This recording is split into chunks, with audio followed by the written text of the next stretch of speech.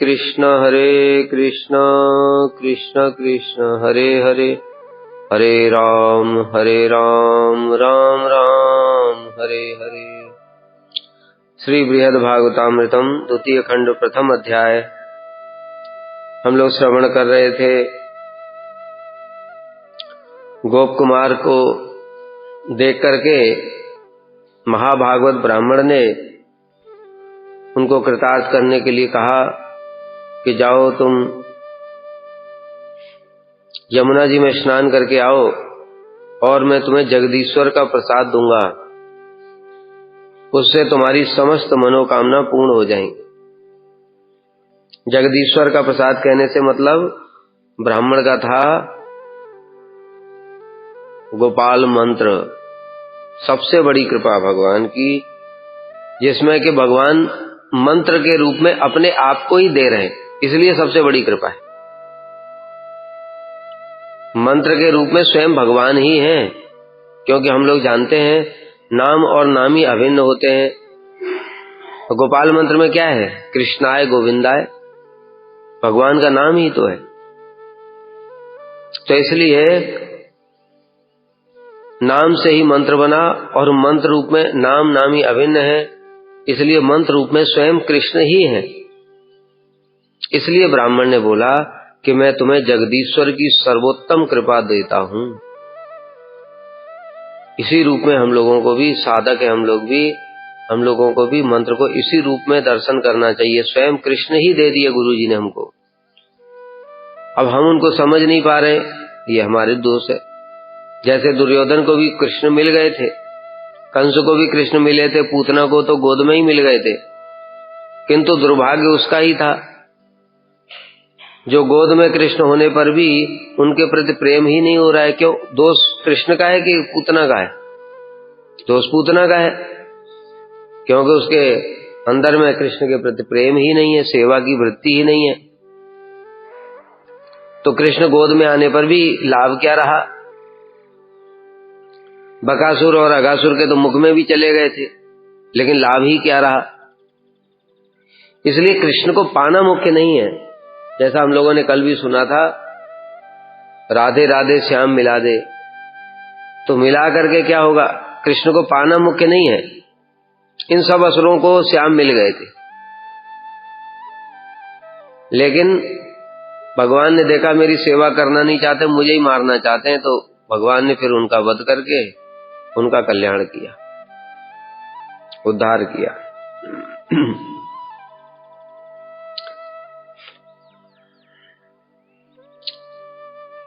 और विशेष बात सुनी थी कि किसी कारण से उन्होंने मंत्र नहीं दिया। वो दयालु शिरोमणि हैं, उन ब्राह्मण की समस्त मनोकामनाएं पूर्ण हो चुकी थी, उनको किसी वस्तु की आकांक्षा नहीं थी। इसलिए कोई ये ना सोचे कि वो बालक दूध दही पानी इत्यादि उनको दिया करता था, इसलिए ब्राह्मण ने कृपा कर दी। वो कारण नहीं है, क्योंकि उनको न तो दूध की आवश्यकता थी, न दही की, न पानी की। जब किसी वस्तु की आवश्यकता ही नहीं है, हम किसी को देते भी हैं, जैसे गुरु जी हैं, उनको वस्त्र देते हैं, फल देते हैं, धन देते हैं, शिष्य लोग बहुत सारी चीजें ला करके देते हैं। कोई कोई गुरु जी के आने जाने के लिए कार भी दे देता है। अब गुरु जी आए हैं भगवान के धाम से, राधा जी के परिकर हैं, उनको कार की आवश्यकता है क्या? यहाँ के फल की आवश्यकता है? वो तो कृष्ण का प्रसाद, राधा जी के द्वारा दिया हुआ कृष्ण का प्रसाद ग्रहण करते हैं। उसको छोड़ करके यहाँ का कोई वस्तु को क्या करेंगे? वो उनके वस्त्र भी चिन्मय है, उनका शरीर भी चिन्मय है, उनकी सेवा भी नित्य है। इसलिए जो चीज जगत में रहता है उसको इस जगत की कोई वस्तु अच्छी लगती ही नहीं है, किंतु फिर भी ग्रहण कर रहे हैं। किस लिए? हमारे ऊपर कृपा करने के लिए। इस बात को सब समय याद रखना चाहिए। हम गुरु जी को कितना कुछ भी दे दें, लेकिन गुरु जी को हम कृतार्थ नहीं कर रहे, हमें गुरु जी कृतार्थ कर। इसलिए गोरस आदि प्रदान कर उनकी सेवा करता था, इसलिए उन्होंने मुझे मंत्र उपदेश दिया। यह समझना अनुचित है तो फिर केवल इसको ही क्यों दिया, ये प्रश्न आता है। और बाकी बालक भी तो थे। कहते उसके बाद भी कुछ उनको आवश्यकता न होने पर भी कुछ तो देखते हैं। जैसे गुरुजी ने भी मंत्र दिया, किसको मंत्र दिया? जो उनके पास आया दीक्षा लेने के लिए। और बाकी सड़क पे तो कितने घूम रहे हैं, सबको पकड़ पकड़ कर देते हैं क्या? देंगे सबको पकड़ के? नहीं देंगे, क्योंकि कुछ तो देख रहे हैं कि भाई कम से कम ये मंत्र की इच्छा तो रखे, कुछ श्रद्धा तो है, कुछ तो देखेंगे ना। और भी उदाहरण देता हूं। यहाँ मठ में बहुत सारे लोग आते हैं दर्शन करने के लिए, आते हैं वहीं से हाथ जोड़ा, वहीं से निकल गए। कुछ लोग आते हैं, ये सामने तक आ जाते हैं, प्रणाम करते हैं ठाकुर जी को। तो हमारे पास में अगर चरणामृत है अथवा कुछ फल प्रसाद है तो उनको दे देते। और वो जो बाहर से वहीं से दूर से ही देख करके और जा रहा है, उसको फिर हम पकड़ करके देते क्या? पीछे पीछे जाकर, अरे भाई रुको रुको रुको, फल लेकर के जा, बोलते हैं ऐसा? हम भी कुछ देखते हैं, यद्यपि हमको दोनों ने कुछ नहीं दिया। जिसने ठाकुर जी को प्रणाम किया उसने भी कुछ नहीं दिया, जो वहां से खड़े खड़े प्रणाम कर रहा है उसने भी कुछ नहीं दिया। लेकिन फिर भी हमने एक को चरणामृत और फल प्रसाद दिया, दूसरे को नहीं दिया। कारण क्या बना? कुछ तो कारण बना कि देखा श्रद्धा है इसकी ज्यादा है, इसके कुछ संस्कार ज्यादा हैं, इसकी कुछ सुकृतियां हैं। समझ में आ रही बात? ये आकर के ठाकुर जी को इतना पास तक आया, प्रणाम कर रहा है, ठाकुर जी को परिक्रमा लगा रहा है, बस यही देखा, इससे हमको कुछ नहीं मिला। उसी प्रकार से जब हम लोग बद्ध जीव हैं, हमको तो चीजों की भी आवश्यकता है, कोई देता है तो हमारा स्वाभाविक उसकी तरफ आकर्षण भी हो जाता है। तब भी इस अवस्था में हम कुछ नहीं देख रहे दोनों का। तो फिर वो तो महाभागवत हैं, वो शरीर से ऊपर हैं, उनका चिन्मय शरीर है, उनको किसी वस्तु की आवश्यकता नहीं है, सब समय कृष्ण प्रेम में डूबे रहते। तो ये कारण बनता है कि गोप कुमार को, क्योंकि गोप कुमार ही उनके लिए कुछ कुछ ले आते थे, तो उन्होंने उनकी श्रद्धा देखा, संस्कार सुकृति को देखा और इस कारण से उनको ही मंत्र दे दिया। वस्तु के लिए नहीं, वस्तु के लिए देते तो मतलब हेतु हो जाता, उनको किसी वस्तु की कोई आवश्यकता नहीं है। पूजा विधिम शिक्षयितुम ध्येयम उच्चारयन् जपे प्रेमाकुलो गतो मोहम रुदन विरहिणीव सह। किंतु पूजा विधिम शिक्षयितुम, जैसे ही वो मुझे मंत्र जप की पूजा विधि सिखाना चाहते थे, क्योंकि मंत्र तो दे दिया, अब मंत्र जप कैसे करना है, क्या करना है, ये सभी तो जानना चाहिए।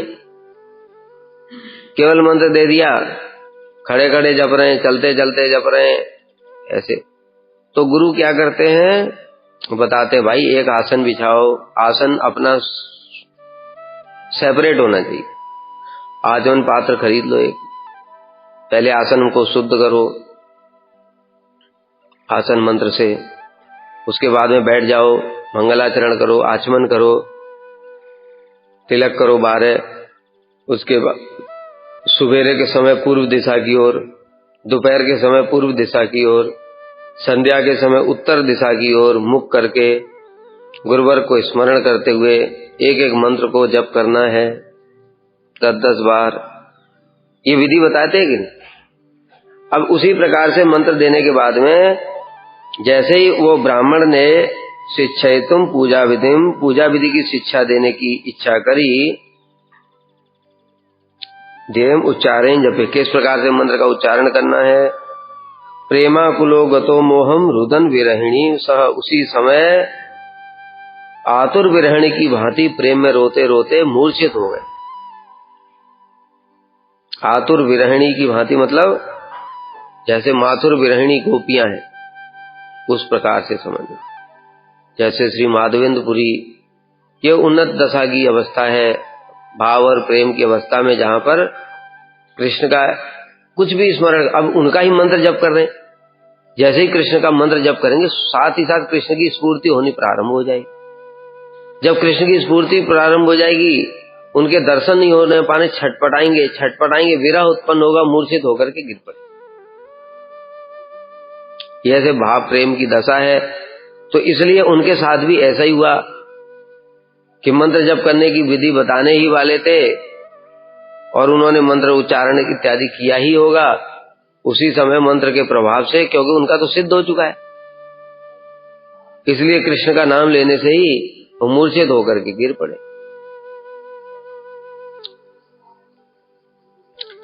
जैसे ही मुझे पूजा विधि अर्थात क्रमानुसार न्यास और ध्यान आदि की शिक्षा देने के लिए अपने ध्येय मदन गोपाल के रूप आदि का वर्णन जीवा के अग्रभाग से उच्चारण किया। मंत्र के 5 अंग होते हैं। लिखो, मंत्रार्थ चिंतन,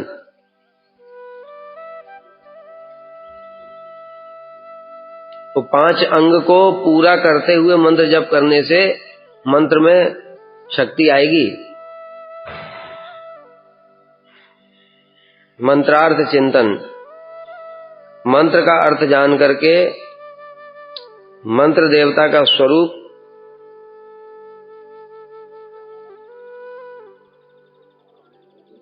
मंत्र का अर्थ जानकर मंत्र देवता का स्वरूप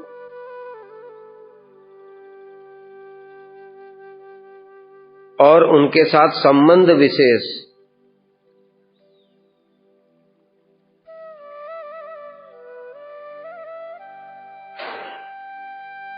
प्रतिपादक, संबंध विशेष प्रतिपादक अर्थों का चिंतन करना।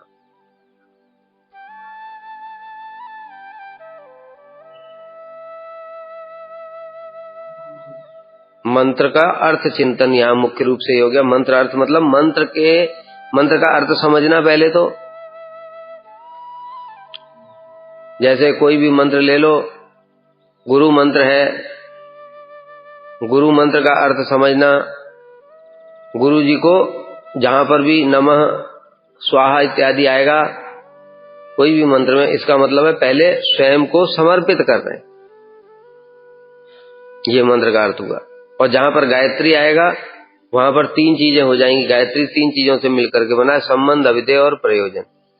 पहला चरण है उसमें संबंध का है।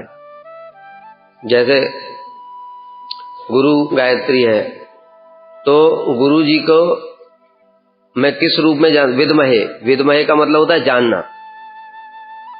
मैं गुरु जी को जानता हूं, किस रूप में जानता हूं? वो राधा जी की प्रिय सखी हैं, इस रूप में जानता हूं, विद्महे। धीमहि, विद्महे हो गया संबंध, राधा जी की प्रिय सखी हैं। धीमहि मतलब ध्यान करता हूं, ये हो गया अविधेय। ध्यान करता हूं, अविधेय मतलब साधन, दूसरा चरण। और तीसरा चरण प्रचोदयात, प्रकृष्ट रूपेण उदयात, मतलब हमारे हृदय में प्रकाशित हो, ये प्रयोजन है। वो गुरु जी, कौन से गुरु जी? जो कि राधा जी के सखी हैं, उनके निज जन हैं। ऐसे गुरु जी को मैं ध्यान करता हूं, वो मेरे हृदय में प्रकाशित हो। उसी प्रकार से गौर गायत्री भी होगा, विद्महे धीमहि प्रचोदयात्। काम गायत्री भी होगा, ब्रह्म गायत्री भी इसी प्रकार से होगा। ब्रह्म गायत्री राधा जी का मंत्र है, काम गायत्री कृष्ण का मंत्र है, गौर गायत्री गौर का मंत्र है, और गुरु गायत्री गुरु जी का मंत्र है, किंतु गुरु जी के सिद्ध स्वरूप का, गुरु जी के सिद्ध स्वरूप। कृष्णानंदाय, इसमें सब साधक अपने अपने अधिकार के अनुसार गुरु जी को स्मरण करेंगे। दोनों अर्थ हैं इसके। कृष्ण आनंदाय, कृष्ण को आनंद प्रदान करने वाले हैं। कृष्ण को आनंद प्रदान करेंगे कौन से? दास सख्य वात्सल्य इत्यादि के। लेकिन कृष्णा आनंदाय, कृष्णा माने राधा जी, राधा जी को आनंद प्रदान करने वाले। हमारे गुरु जी राधा जी के परिकर हैं, इसलिए राधा जी को आनंद प्रदान करने वाले। तो अपने अपने अधिकार के अनुसार में उनका स्मरण करें साधक। यह है मंत्रार्थ चिंतन। तो मंत्र का अर्थ जान करके मंत्र देवता का स्वरूप, तो अलग अलग मंत्रों का मंत्र देवता अलग अलग हो गए। गुरु मंत्र, फिर गौर मंत्र, फिर ब्रह्म गायत्री शुरू। स्त्रियों के लिए ब्रह्म गायत्री नहीं है, वो काम गायत्री में इंक्लूडेड है, ब्रह्म गायत्री। ठीक है। तो मंत्र देवता का स्वरूप और उनके साथ संबंध विशेष, ये सारी चीजों को बोलते हैं मंत्रार्थ चिंतन, पहला। दूसरा न्यास,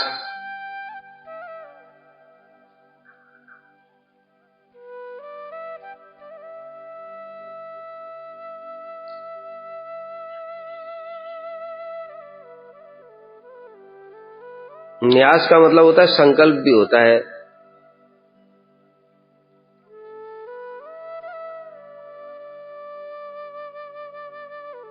इसका मतलब है कि मंत्र को एक बार जप करने से ही सिद्धि हो जाती है, किंतु फिर भी मंत्र देवता की प्रीति के लिए 10 बार या 108 बार उच्चारण करना, ये न्यास कहलाता है।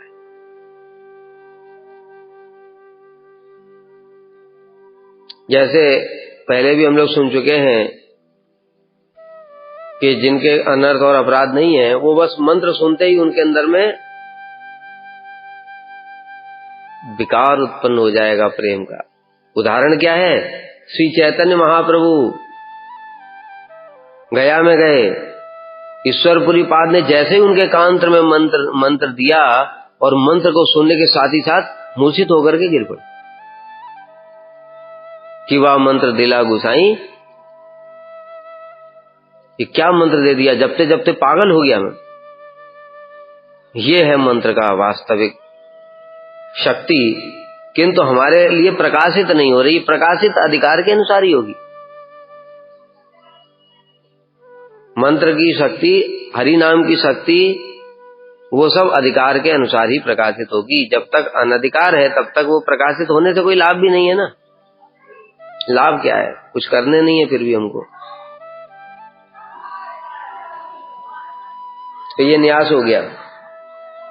फिर तीसरा प्रपत्ति, तीसरा लिखो प्रपत्ति। प्रपत्ति का मतलब है मैंने जगत की अब तक जो समस्त वस्तुओं का आश्रय ग्रहण किया था उसको छोड़ करके अब मैं मंत्र देवता का आश्रय लेता हूं। देखो, मैंने जगत की समस्त वस्तुओं को त्याग कर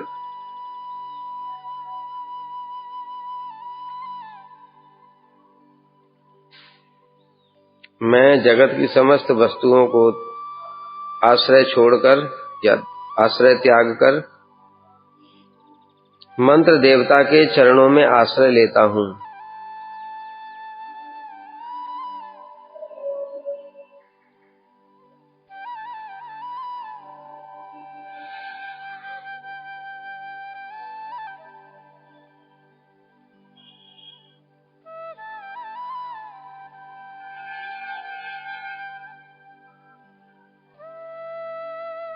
ये प्रपत्ति होता है कि अब मैं जगत की किसी वस्तु का आश्रय नहीं लूंगा, केवल भगवान के श्री चरणों का, गुरु जी के श्री चरणों का आश्रय लूंगा। जैसे इसको उदाहरण से समझ सकते हैं कि कभी कभी कुछ भक्तों को देख करके गुरु जी एक बात बोलते थे, जो नरसिंह कवच इत्यादि पहनते हैं, तो गुरु जी उनको बोलते थे, तुमको नरसिंह कवच में विश्वास है, मुझ पर विश्वास नहीं है। लेकिन ऐसा अधिकारी गुरु भी होना चाहिए। पता चला नरसिंह कवच उतरवा दिया और खुद भी रक्षा कर नहीं पाए, शिष्य बेचारा मर गया, भूतों ने पकड़ करके बांध दिया। इसलिए ऐसा गुरु भी होना चाहिए, अधिकारी। तो ये जो गुरु जी कह रहे हैं, इसका मतलब क्या? वो कह रहे हैं कि तुम आश्रय मेरा लो, सभी वस्तुओं को छोड़ करके गुरु का आश्रय लो। एकमात्र गुरु के चरणों का आश्रय लेना चाहिए।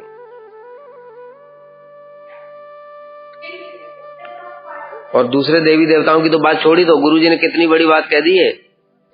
इस बात को समझो, इसकी गहराई को।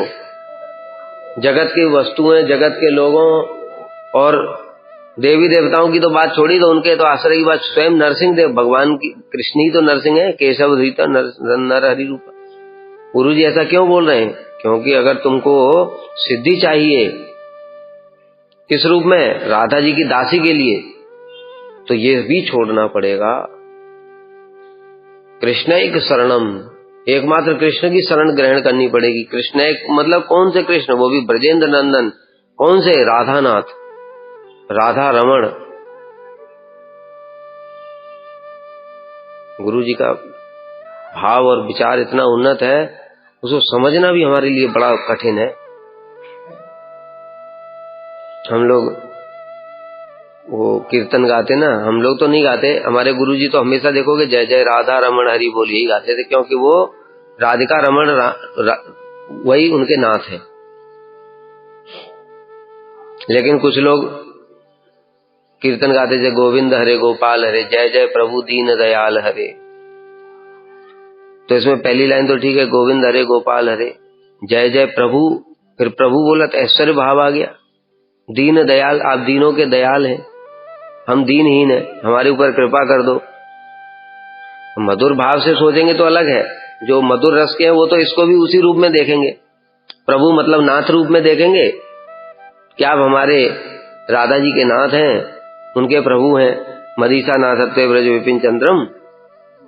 और दीन दयाल मतलब कि गोपियां विरह में कातर होकर के अपने आप को दीनहीन मान रही हैं, उन पर कृपा कर दो। लेकिन साधारण रूप में इसमें फिर ऐश्वर्य भाव आ जाता है। इसलिए जो मधुर रस के भक्त हैं फिर ऐसे कीर्तन भी नहीं करेंगे। पता है कितना बड़ा विचार है ये सब। कब हम लोगों का इस चीजों में प्रवेश होगा, बड़ा मुश्किल।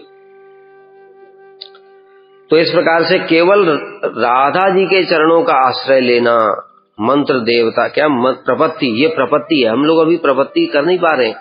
प्रपत्ति किया रघुनाथ दास गोस्वामी। अब मैं कृष्ण का भी आश्रय नहीं लूंगा। अगर राधा जी मेरे ऊपर कृपा नहीं करती हैं तो मुझे बकारी कृष्ण से भी कोई मतलब नहीं है। और मैं राधा कुंड के तट पर भजन करता हूं, अगर राधा जी की कृपा ही नहीं हुई तो इस राधा कुंड से भी मुझे क्या प्रयोजन। ये है प्रपत्ति। सिद्धि भी फिर वैसी है, सिद्धि भी वैसी है। राधा जी स्वयं प्रकट होकर के उनकी छांव कर रही हैं। ये हमारे चिंता से ऊपर की बात है। कृष्ण ही आ जाएंगे, राधा जी स्वयं चल करके आई उतनी धूप में, बहुत बड़ी बात है। क्योंकि वो प्रपत्ति, उन्होंने एकमात्र राधा जी के चरणों का आश्रय लिया है। चौथा शरणागति।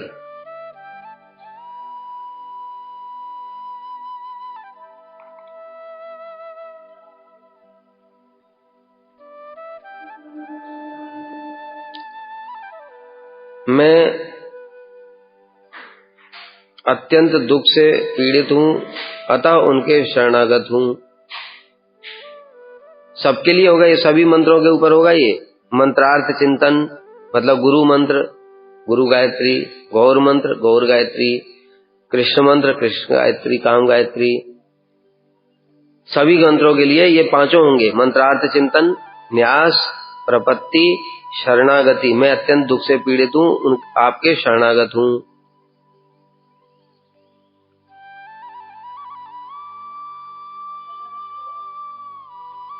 अब प्रपत्ति और शरणागति एक जैसा लग रहा है, किंतु एक जैसा नहीं है। प्रपत्ति का मतलब है आश्रय में ले रहा हूं, ऐसे करके अपनी भावना को व्यक्त कर दिया, प्रभु अब मैं और किसी का आश्रय नहीं लूंगा। ठीक है। लेकिन शरणागति का मतलब क्या है? अनुकूलस्य संकल्पः प्रातिकूलस्य विवर्जनम रक्षिष्यति विश्वासो गोप्तृत्व वर्णम तथा आत्मनिक्षेप कारण परिणय षड्विधा शरणागति। ये 6 जब क्रियाएं करेगा तब शरणागति मानी जाएगी, नहीं तो नहीं मानी जाएगी।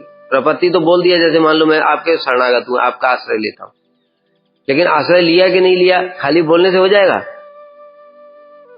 बोलने से नहीं होगा। अब वो 6 जो लक्षण है इनके द्वारा पता चलेगा कि शरणागत हुआ कि नहीं। क्या? अनुकूल्य से संकल्प, भक्ति के अनुकूल जितनी भी वस्तु है उनको ग्रहण करना। प्रातिकूल से विवर्जनम, प्रतिकूल वस्तुओं को त्याग करना। वो कर रहा है कि नहीं कर रहा है ये देखा जाएगा। रक्षिष्यति विश्वासो, कृष्ण ही मेरी रक्षा करेंगे। अब दूसरों के जैसे अभी हमने बताया, अब मुझे नरसिंह कवच भी यद्यपि नरसिंह देव की स्वरूप है, उनकी शक्ति है उसमें, किंतु फिर भी कृष्ण ही मुझे चाहिए, इसलिए कृष्ण ही रक्षा करें। जैसे हनुमान जी हैं, अब उनको कृष्ण भी नहीं चाहिए, उनको राम ही चाहिए। कृष्ण भी उनके सामने आ जाएंगे, प्रभु रघुनाथ रूप में दर्शन दो। ये भाव समझ आ रहा है? रक्षिष्यति थी विश्वासो गोप्तृत्व, कृष्ण ही पालन करने वाले हैं। आत्मनिक्षेप, आत्मनिवेदन, कार्पण्य, दीनता, प्रभु दुख चालाब्ध मग्नम, है ना, दुख जालाब्ध मग्नम।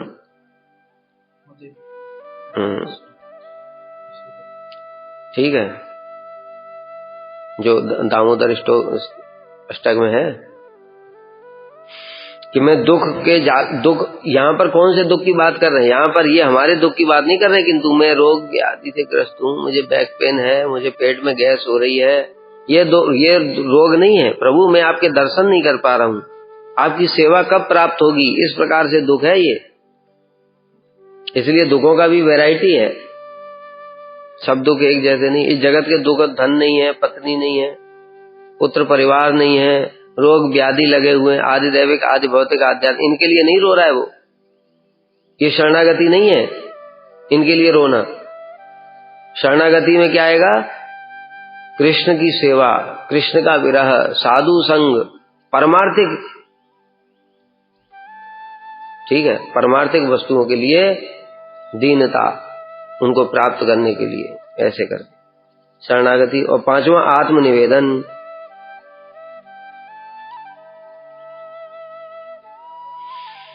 इनको समझना बड़ा कठिन है, एक जैसे ही लगते हैं, धीरे धीरे भजन करते करते अंतर आएगा समझ में, सूक्ष्म अंतर है। आत्मनिवेदन,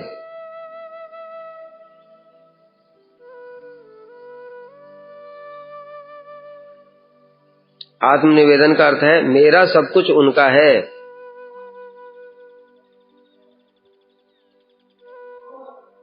मेरा सब कुछ उनका है, मेरी आत्मा भी उनकी है, आत्मा भी उनका दास है, वे जैसे इच्छा हो भोग करें, इसको कहते हैं आत्मनिवेदन। मेरा सब कुछ उनका है, यहां तक कि आत्मा भी उनका है, वे अपनी इच्छा अनुसार इसका भोग करें।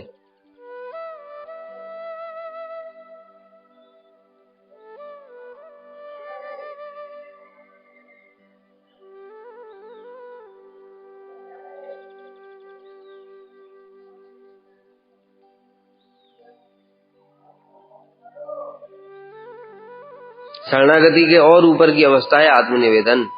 शरणागति में क्या कर रहा है? चेष्टा कर रहा है। अनुकूल्य से संकल्प, प्रातिकूल्य से विवर्जनम, रक्षिष्यति, सब प्रयास कर रहा है। वो प्रयास जब और ऊपर उड़ जाएगा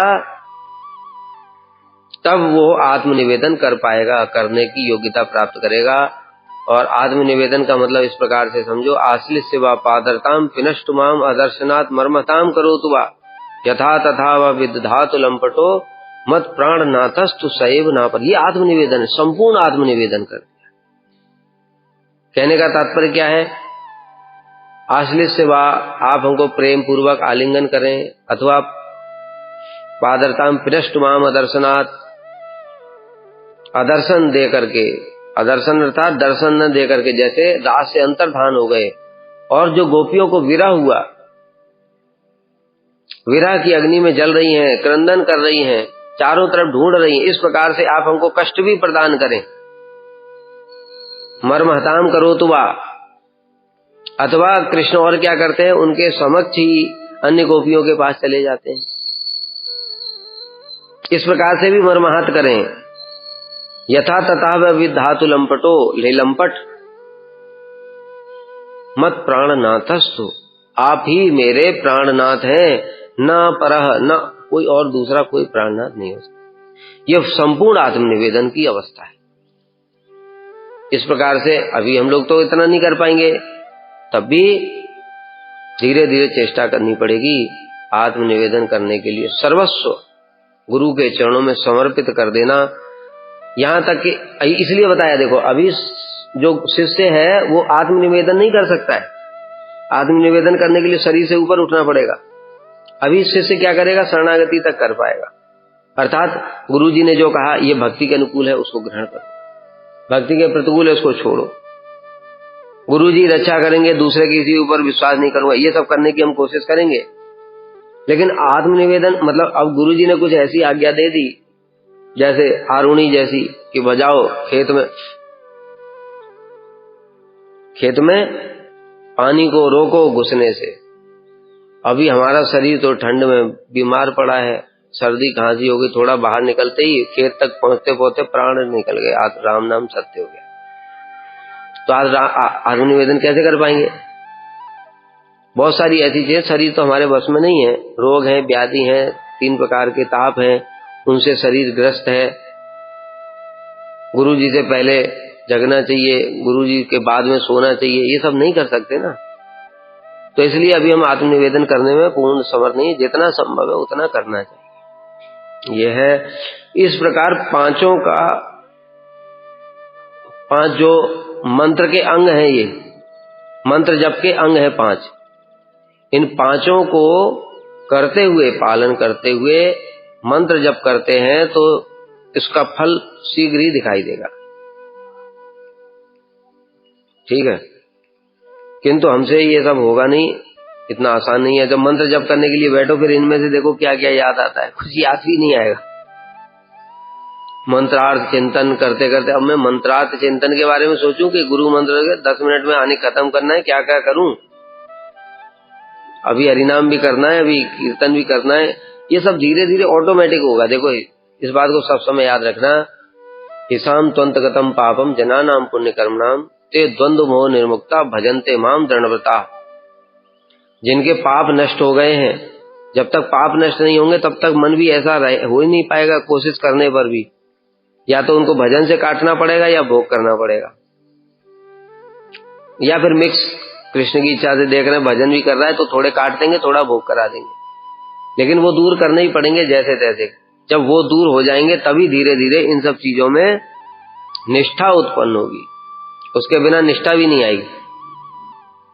अच्छा एक बात बताओ, सुबह शाम दोनों टाइम कथा सुनते हैं और हर समय यही बात सुनते हैं कि मंत्र में कृष्ण में प्रेम हो, मंत्र में निष्ठा हो, तो कोई पागल है क्या जो निष्ठा नहीं चाहेगा? बताओ, सब चाहते हैं कि नहीं चाहते? यहाँ ऐसा कोई बैठा है जो नहीं चाहता है? सब चाहते हैं ना, लेकिन नहीं कर पा रहे। क्यों? क्योंकि बहुत सारा अनर्थ है। वो अनर्थ जब तक है तब तक ऐसे ही काटने पड़ेंगे। इसलिए कोई बार बार प्रश्न पूछते हैं कि एक जन्म में कैसे ये हो जाए सिद्धि, एक जन्म में ऐसे कैसे नहीं होगी? करते रहो, बस समय आने पर ही होगी। धीरे धीरे धैर्य धारण करते हुए भजन साधन करते करते अनर्थ कम होंगे। जितनी मात्रा में अनर्थ कम होते जाएंगे उतनी मात्रा में निष्ठा की ओर साधक बढ़ेगा और ये सब चीजें समझ भी आने लगी, और उतनी मात्रा में इन सब चीजों को पालन भी कर पाएगा। जो शुद्ध भक्त है उनका संपूर्ण रूप में पालन करता है, जो रुचि वाला है उससे कम कर पाएगा, निष्ठा वाला उससे कम, अनर्थ वाला और भी कम। ठीक है, तो अपने अधिकार के अनुसार ही नियम पालन होंगे, इसमें कोई जबरदस्ती नहीं की जाती, चेष्टा करते रहो बस। तो इस प्रकार से जब मुझे पूजा विधि की, न्यास और ध्यान इत्यादि की शिक्षा देने के लिए अपने ध्येय श्री मदन गोपाल देव के रूप आदि का वर्णन, पहला मंत्र क्या होता है? मंत्रार्थ चिंतन। मंत्रार्थ चिंतन में बताया कि मंत्र के अर्थ को जानकर के मंत्र देवता का स्वरूप क्या है।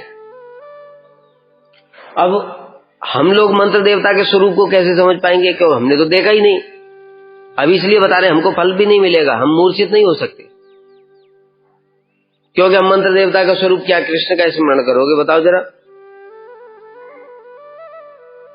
कृष्ण का क्या स्मरण करोगे? कुछ नहीं, क्योंकि हमने तो देखा ही नहीं है।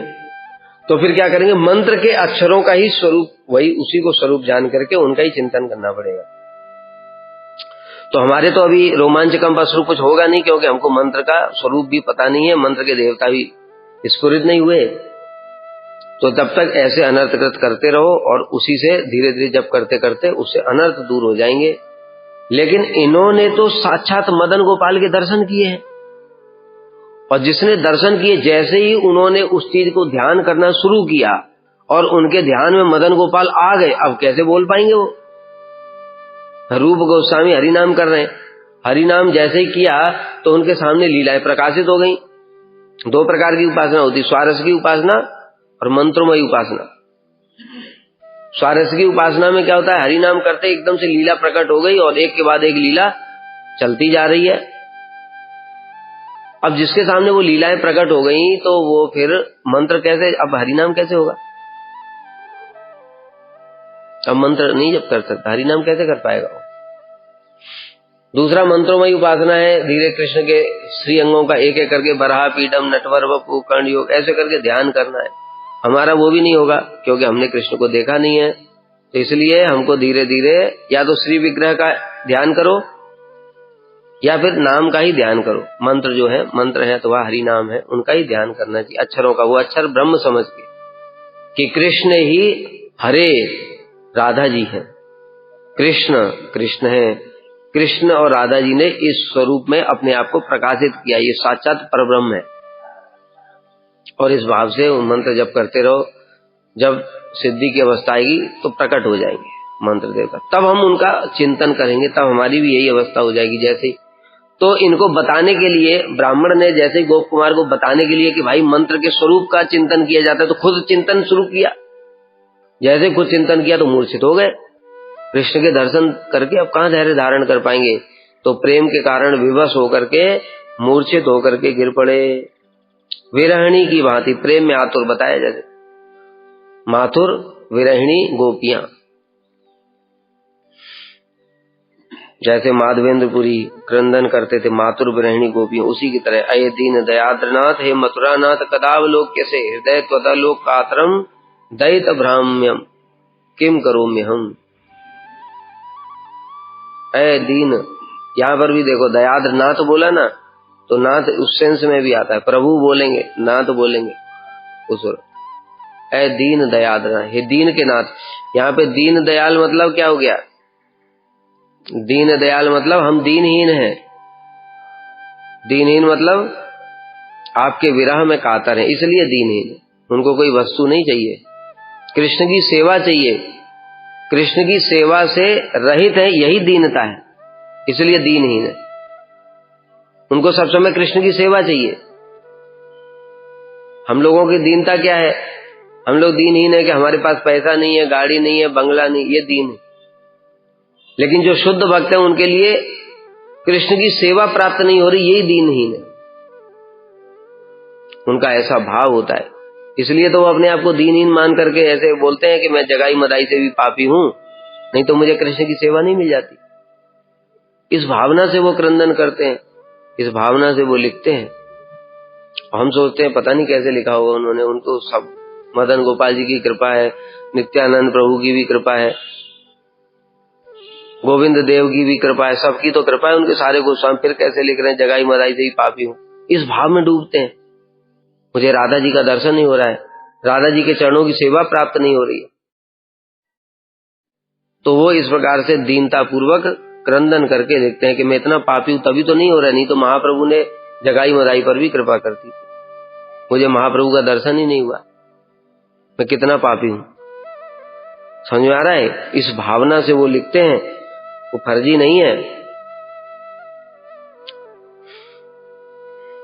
अर्थात जिस प्रकार पति विरहिणी स्त्री प्रियतम के संबंध में कुछ भी स्मरण होने से ही, जैसे कह रहे पति अपने पति को स्मरण करते ही, कुछ भी उसकी कोई भी वस्तु का स्मरण करते ही विरह में कातर होने लगती है। जैसे जगत में भी देखते हैं कि कोई माँ है, उस अपने पुत्र को बहुत प्रेम करती है और उसका पुत्र, उसकी मृत्यु हो जाए और उसकी कोई भी वस्तु देख लेगी, उसका कपड़ा, उसका कमरा, उसका खेलने का खिलौना, कोई भी वस्तु देखने के साथ ही साथ रोने लगती है फूट फूट करके।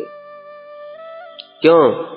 क्योंकि वो वस्तुएं उस पुत्र को स्मरण कराती है। अब इस जगत का प्रेम तो प्रेम भी नहीं, स्वार्थी है, तब भी इतना विरह होता है कि वो वस्तु देखने के साथ ही उसकी स्फूर्ति होकर क्रंदन शुरू हो जाता है। तो चित्त जगत का प्रेम जो यहाँ से कोई तुलना ही नहीं है, कोटि कोटि गुना श्रेष्ठ है तो वो जब कृष्ण का कोई वस्तु को देखेंगे और साक्षात कृष्ण की स्फूर्ति हो गई तो फिर उनकी क्या दशा होगी। इसलिए मूर्छित होकर के गिर पड़ते हैं। इस प्रकार से ब्राह्मण भी मूर्छित होकर के गिर पड़े। संज्ञाम प्राप्तो अथ किंचिन्न प्रष्टुम शक्तो मया भिया उत्थाय विमनस्को अगात क्वापि प्राप्तः पुनर्न सह। इसके पश्चात जब उनको होश आया, संज्ञाम प्राप्तो अथ, संज्ञा प्राप्त हुई, कुछ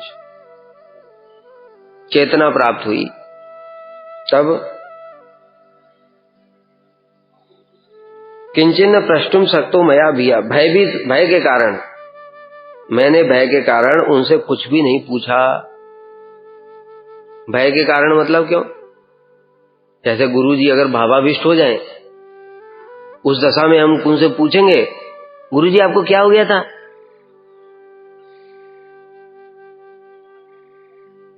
जो बिल्कुल मूर्ख ही है, निरा, उसको कुछ पता ही नहीं है, वही सोचेगा कि गुरुजी को पता नहीं क्या हो गया, बेहोश हो गए, लग रहा है बीपी डाउन हो गया होगा। बीपी डाउन हो गया गुरुजी मूर्छित हो गए, है ना। लेकिन जो थोड़ा बहुत जानता है वो ऐसा भाव नहीं रखेगा। महाप्रभु जगन्नाथ जी के मंदिर में जगन्नाथ जी के दर्शन करके बड़े प्रेम में आविष्ट होकर के राधा जी के भाव में दौड़े कृष्ण को आलिंगन करने के लिए, तुम ही साक्षात ब्रजेंद्र नंद, और दौड़े और प्रेम के कारण मूर्छित होकर के गिर पड़े। उनके शरीर में प्रेम के विकार प्रकट हो गए। अब वहां पर जो प्रहरी थे, जो पहरेदार, वो क्या सोच रहे हैं, ये पता नहीं क्या करता, भावुक आदमी कहां से आ गया, पागल। अगर आज जगन्नाथ जी के पास में पहुंच जाता तो पता नहीं क्या हो जाता। इसलिए वो उनको उठा करके बाहर करना चाहते थे। लेकिन सार्वभौम भट्टाचार्य आए, उन्होंने देखा अरे ये शरीर में तो विकार है प्रेम के, ये साधारण नहीं है, तो उनको लेकर के। इसलिए हमारे सामने किसी के हृदय में प्रेम के विकार भी प्रकट हो जाएंगे तो हमको पता ही नहीं चलेगा, हम वही सोचेंगे बीपी डाउन हो गया होगा, गिर पड़े इसलिए मूर्छित होकर। तो भय के कारण पूछ नहीं सके, क्योंकि उन्होंने देखा तो बड़े प्रेम के विकार प्रकट हुए गुरुजी के अंदर, गुरुजी मूर्छित हो गए। और वो लोग पहले से ही ये सब देखते थे रोज, तो जानते थे ये साधारण नहीं है।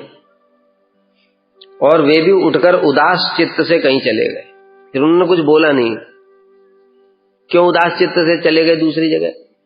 क्योंकि जब वो उठे और उठ करके, अभी तो वो उन भावों में ही डूबे हुए ना, जैसे ही मदन गोपाल का स्मरण शुरू किया, मदन गोपाल की स्फूर्ति हो गई। स्फूर्ति होने के बाद में मूर्छित हो गए। फिर मूर्छित होने के बाद में फिर जो विरह है हृदय में, अब किसको क्या बोले भाई। किसी को उपदेश देने के लिए कुछ चित्त भी तो उस प्रकार का होना चाहिए। कोई बताया अभी जैसे कि किसी माँ का पुत्र मर गया है और उस माँ से फिर उस समय कुछ जाकर के पूछो तो कुछ बताएगी वो बताने की अवस्था में ही नहीं है। और ये प्रेम तो उनसे कोटि गुना श्रेष्ठ है। तो इसलिए उदास चित्त से, कि मतलब उनको भूल ही गया कि मैं क्या बोल रहा था। क्यों? मदन गोपाल का स्मरण हो गया, तब शिष्य कहाँ याद रहेगा। जब बाह्य स्फूर्ति होगी तब तो शिष्य पर कृपा करेंगे गुरु। इसलिए गुरु मध्यम अधिकार में प्रवेश करते हैं शिष्य पर कृपा करने के लिए, कर नहीं सकते। ऐसे सब समय ऐसे ही डूबे रहते हो, ऐसे डूबे रहेंगे तो क्या कृपा करेंगे। खुद ही सब समय विरह में व्याकुल है, कृष्ण नहीं मिले, कृष्ण के विरह में कहाँ जाऊं, इधर जाऊं उधर जाऊं, क्या करूं। तो हमको क्या मंत्र और अर्थ और क्या कथा सुनाएंगे।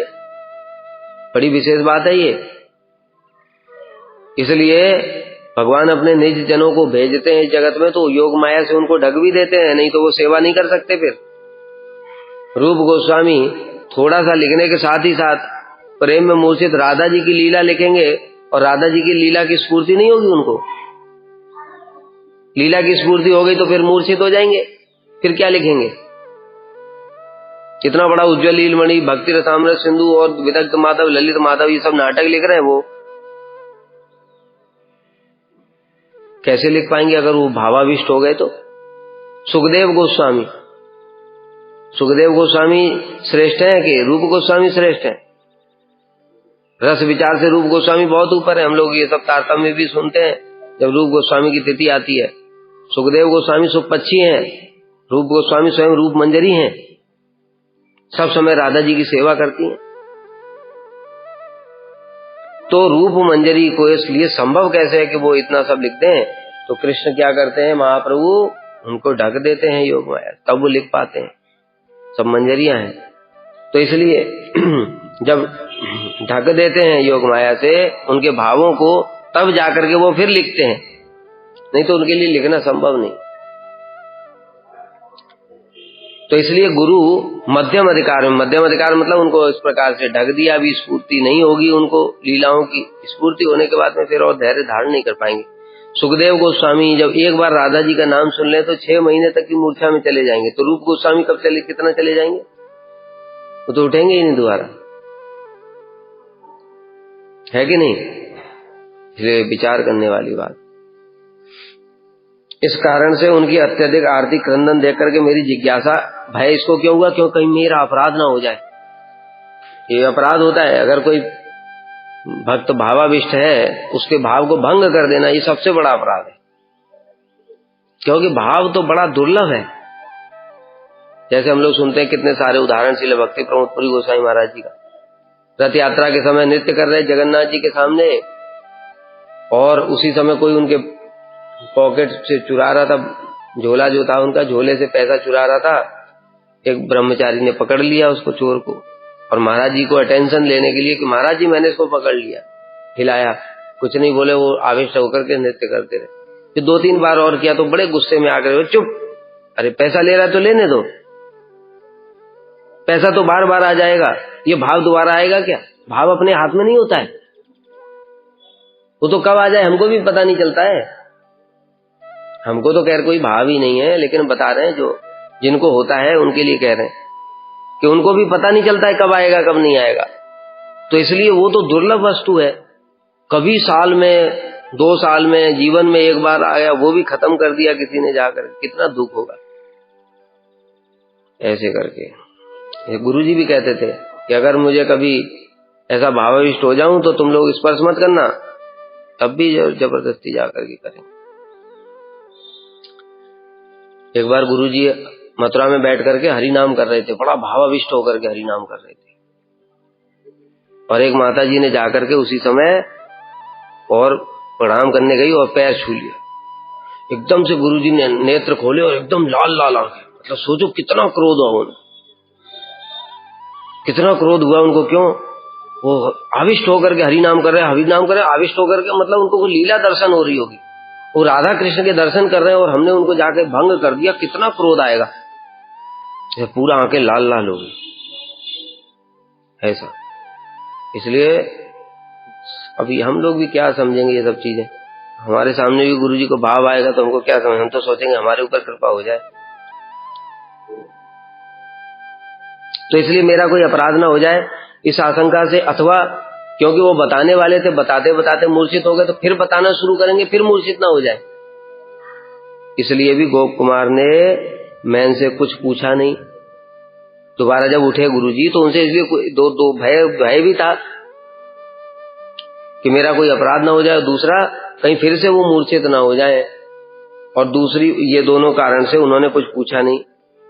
अच्छा चलो गोप कुमार ने नहीं पूछा तो गुरुजी खुद ही बता देते, तो उसका निवारण हमने पहले ही कर दिया, क्योंकि गुरुजी की अवस्था अब बताने लायक है ही नहीं। अब कृष्ण के विरह में व्याकुल हो गए वो, अब क्या बताएंगे? बैठो, न्यास सुनो, प्रपत्ति सुनो, शरणागति सुनो, आत्मनिवेदन, अब बताएंगे क्या बैठ? अब तो उनके बोलने की लायक की स्थिति भी नहीं बची। इसलिए क्योंकि वो प्रेम में आविष्ट हो गए, इसलिए वो भी उठ करके वहां से विरह में, मतलब रोते हुए क्रंदन करते हुए ऐसे चले गए। और बीते हुए विषय उनको ये तक याद भी नहीं रहा कि मैं इसको मंत्र दे रहा था, ये भी याद नहीं रहा। बीते हुए विषय हुआ, प्रेम में आविष्ट होने के बाद कहाँ याद रहेगा? कृष्ण का दर्शन हुआ, प्रेम में आविष्ट होकर के मूर्छित हो गए, अब कहाँ याद रहेगा मैं क्या कर रहा था? पहले तो अर्धबाह्य दशा आती है, महाप्रभु 1.5 घंटे बाद, 1.5-2 घंटे बाद, मतलब कीर्तन करते करते जब भक्त लोग, तब महाप्रभु को बाह्य स्फूर्ति हुई, अर्धबाह्य दशा, मतलब आधा भीतर आधा बाहर, और बाह्य दशा आने में तो बहुत समय लगता है, तो पता चलेगा कि मैं क्या कर रहा था वो भी याद नहीं है, ऐसी दशा है ये। तो इसलिए बीते हुए विषय को विस्मृत होकर के वे उस स्थान को छोड़ करके चले गए। कहाँ चले गए? फिर मैंने उनको कभी नहीं देखा।